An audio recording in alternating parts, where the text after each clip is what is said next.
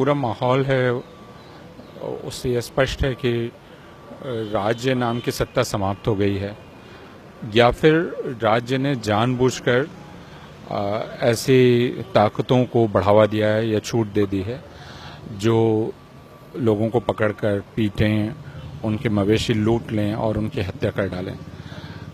और हम यह कह सकते हैं कि यह बिना राज्य के शाह के नहीं हो रहा है।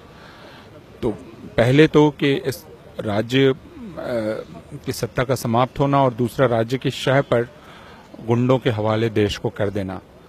तो यह कहा जा सकता है कि देश एक तरह से गुंडों के हाथ में चला गया है। अब कुछ 2014 के लोकसभा चुनाव प्रचार से शुरू हुआ था, जिसमें आज के प्रधानमंत्री ने ही कहा था कि इस देश को लाल गुलाबी क्रांति और श्वेत क्रांति में चुनाव करना होगा, जिसमें गुलाबी क्रांति का मतलब बहुत स्पष्ट था, बूचड़खाना।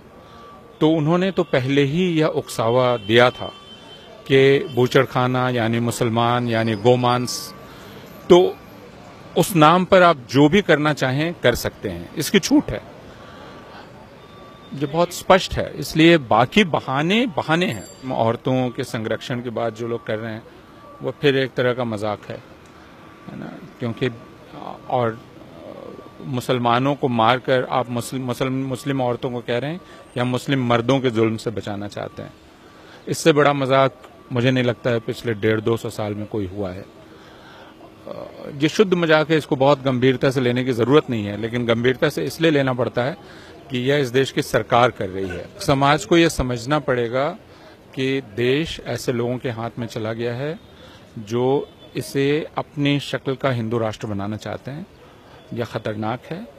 दूसरे अंततः हिंदू राष्ट्र के नाम पर गुंडों का शासन होगा और इसमें कोई भी सुरक्षित नहीं रहेगा और कोई भी इज्जत से नहीं रहेगा।